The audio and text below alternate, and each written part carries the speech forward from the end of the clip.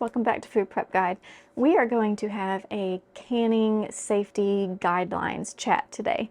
I want to share my opinion on USDA canning versus what some people would call rebel canning.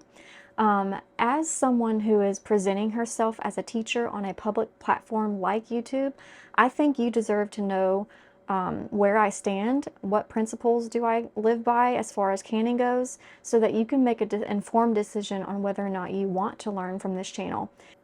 As a new canner, it can be incredibly frustrating with the different pieces of advice that you can receive from canning. You can find one source to learn how to can tomato sauce, and the next day you can find someone else telling you, nope, that's not the right way to do it. And when you are first learning how to can, it can make it hard to know what's safe. And for me, I was a new canner just a few years ago, so I can really relate to that frustration and the confusion of knowing what's right and what's safe. You don't want to have to worry about accidentally poisoning your family. I didn't want to have to worry about botulism.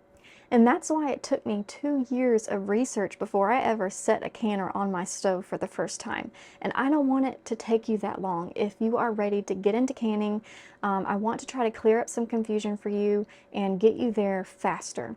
So my stance on canning as a teacher on a public platform, I see that as a privilege, but I also see it as a weighty responsibility to pass on safe knowledge.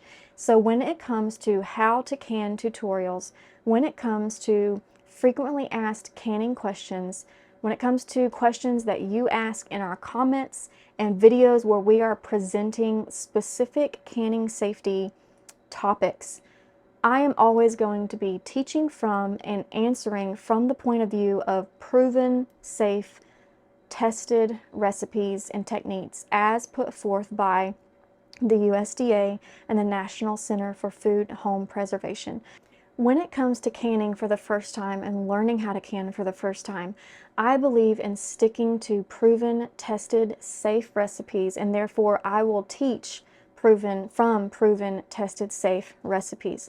When I think about learning how to drive, and when I was learning how to drive, I wanted someone to teach me how to put my hands at 10 and 2, you know what I mean? Like how to do it the absolute safest way. I didn't want someone to teach me a shortcut for driving one-handed with waving my hand, riding the wind waves out the window. I wanted to learn the absolute safe way to do it. And then later on, as I had experience, if I wanted to make that judgment call to drive with one hand and take a sip of my Sprite with the other, I can make that judgment call then. But when I'm learning, I want to know exactly safe way to do it so I don't have to worry so much about what I'm feeding my family. So that's the place that I'm coming from when it comes to teaching.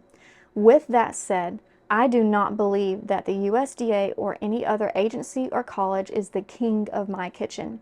I do practice a my kitchen, my rules type of mentality, but I'm not going to use my kitchen, my rules as an excuse for negligence. I'm not going to use it as an excuse to experiment at the expense of my family's safety.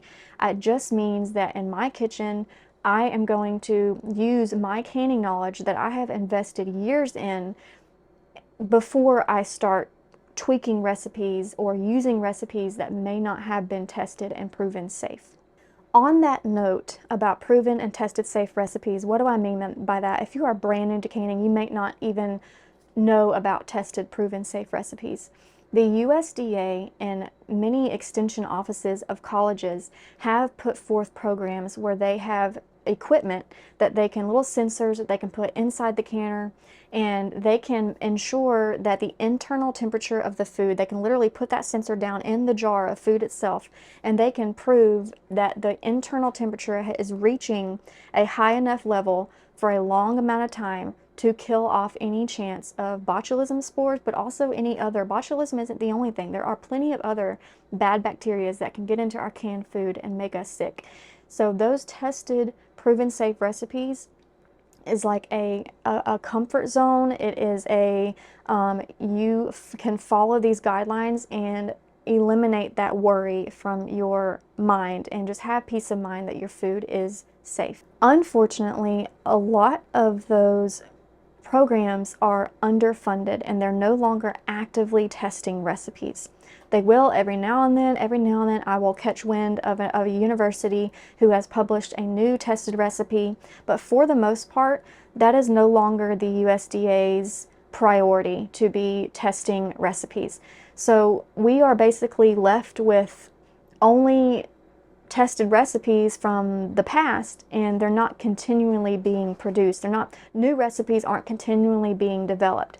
Does that mean that all recipes that have never been tested by the USDA or a college extension office, does that mean they're automatically unsafe? And the answer is absolutely not. There are plenty of recipes that have been handed down through generations that haven't been tested by a college or by the USDA. That does not make them unsafe. The important thing is that we use those untested recipes with the canning knowledge that we already have of canning safety, acidity requirements, density requirements, processing requirements, the size of the cut that we're using, the processing time, how long, the temperature, coming up to pressure in the pressure canning. Those are all aspects of canning safety that we need to have a very solid grasp of before we start venturing into those untested type recipes.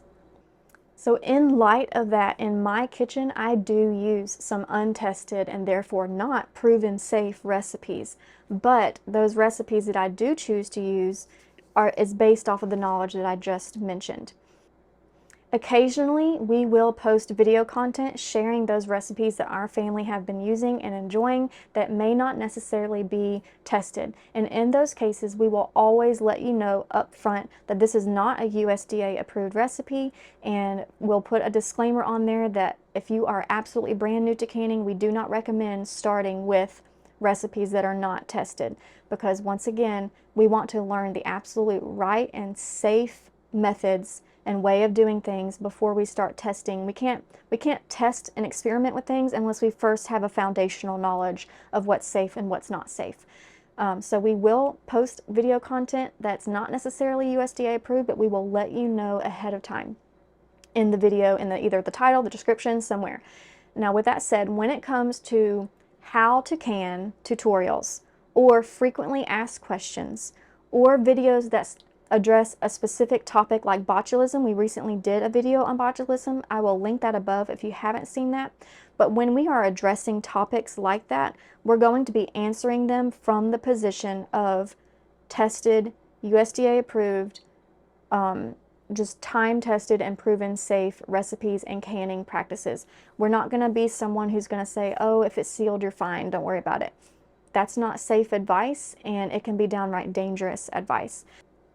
So that's where we stand on canning, USDA canning versus Rebel canning, and what you can expect from us on this channel. And I hope that was a blessing to you. We invite you to come along and learn with us and fill your shelves with homegrown, home-preserved foods that you know are safe for your family. We'll see y'all next time. Bye.